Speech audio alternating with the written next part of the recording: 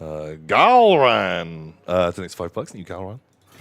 And they say Tumble and Bendel. Ooh, yes. I've emerged from the VOD pile to give this special pink and rose scented love pearl. Oh. I don't know, but I feel like the call term it love that. pearls.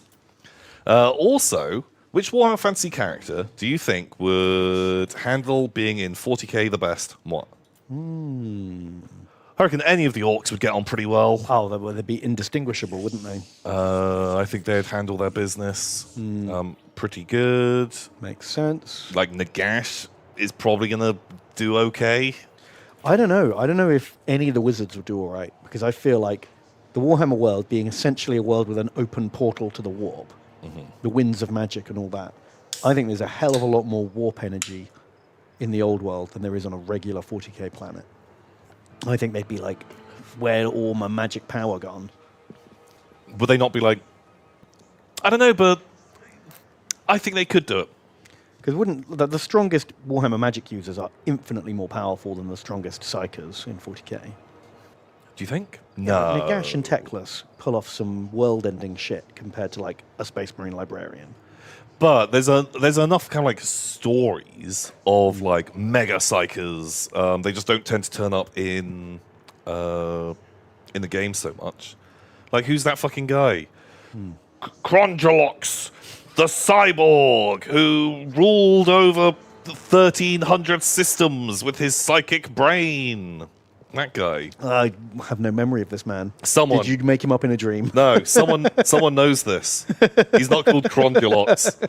He's the cyborg. It's like a throwaway bit of lore. I can't remember what it's from. Like, it's from the Deathwatch fucking RPG or something. Oh, there's loads of bonkers shit in there. That's where crotalids come from. Oh, Cacodominus. Yeah, because it sounds like poo. Okay, I promise you.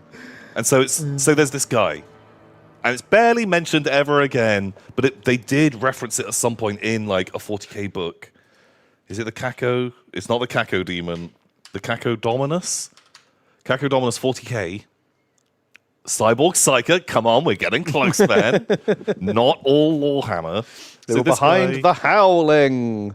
Yeah, What's so the Howling? The Howling. So right, he, with his brain, mind-controlled 1,300 planetary systems. Wow. And then the Death Watch like teamed up with a load of people, and they kill him. But the psychic shockwave that goes out... It's a very small article for something that sounds very important. Yeah, but look, the resulting backlash, it basically broke the Astronomicon, burnt out billions of astropaths, and it results of millions of ships being lost. Wow. And entire subsectors just leave the Imperium and descend into barbarism. Holy shit. That sounds important. It feels like a major event. He was never heard from again. Because it didn't happen in either the year 30,000 or the year 40,000. Yeah. Doesn't really matter, does it? Who's like Warhammer 34,000? Fucking no one. But that guy... Pretty good wizard. Pretty good wizard, yeah. Also, Horus Heresy, you fucking love that with the different coloured Space Marines. I do. Some of them are black, some of them are red, and some of them are blue. Mortarian's planet is led by an evil necromancer, and That's he's a true. planet-ruling wizard. Yes. I bet there's a bunch, and I think Nagash He'd be right could turn up and could... It's going to take him a couple of weeks to get to grips with stuff. Well, I mean, yeah, to be honest, if Nagash was born on any other planet, he'd be ruling it by now. But he happened to be born in the Warhammer planet, which has like 20 other guys just as big and powerful as he is. Yeah, the perfectly balanced scales of no one can actually win. Mega space frogs, super magic elves. Oh man, he got real unlucky, didn't he? Yeah, God, like anywhere else, like should be ruling countless planets. Also, someone's gonna have to explain spaceships to him and why they're actually a really good thing. Well, he doesn't need them. He can just throw zombies into space. But you're gonna have to explain the concept of like we can go to other planets. Yeah. And he's like, "No, take me to the nearest graveyard." You're like, okay, Nagash, yeah, we can get zombies and it'll be legit. But no, there are so many other worlds like this. And he'll just be like, that's fan fiction. This is our planet. And I'll stay exclusively within kind of 2 continents of it. Never further from there. Yeah. I like the idea of space undead not needing proper spaceships, though. Like, because they don't need, like, pressurized compartments. They don't need air. Like, you know how, like, sometimes in a zombie film, the zombies just walk along the bottom of the ocean until they get to the other side of the planet. And Yeah. like, walk out again. Yeah, which is usually pretty dumb. Yeah. You could just do that in space. You could just send out your zombies into space and, like, wait till they hit another planet. I don't think that zombie's going to be in the best condition. It's flown through space, and somehow it enters the orbit of a planet. Yeah. It's not like they're going to land Marvel style and like, oh, brains, and start biting people. No, they shrink, they burn up as they enter the atmosphere, but the head is the last part, and it lands on someone and bites them, and then burns up. Bites them, and they're like, that was weird. Yeah. I'm never going to tell anyone about this. But, you know, you conquer your planet of like 20 billion people, and then you get 1 billion of those zombies, and you scattergun them into orbit.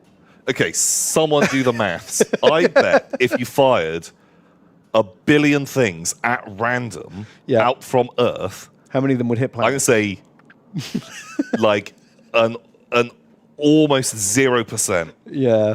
Like, what is the term? Like a non-zero yeah, but it's not zero odds of you hitting another planet. Also, you're not even going to know. It's going to take thousands of years. He's immortal. Doesn't give a shit. He just has to do it once. He's like buying lottery tickets as he like carpet bombs zombies into space. See, this is the problem. You're Nagash, who's come up with this, and I'm this guy who's like, please don't kill me. I promise you, spaceships are legit. We could do so much with them. We could put 10,000 zombies on like a lander and just land that on a planet. And they will all get there. And we've got water travel. It's going to take like 2 weeks. Yeah. Like, we can have them there really, really soon. I promise. I'm really into my zombie scattergun plan. It's like, Nagash, I get it. We can still do that. But we have spaceships. It's going to be great. It's going to be really good. Aslan had spaceships and I defeated them all. Well, no, they're in space. You did defeat them all. You killed some frogs, which kind of... They're not the same Slan that you're thinking of. They're different ones. Yeah, I'm sorry. Please don't kill me. I wrote 9 books. No, there's more. I promise you there's more magic out there. There's going to be more books. 9! Like, I'm going to say there's millions of books. There's this place called the Black Library. There's a lot of books in it. I have a library in my Black Pyramid. Yeah.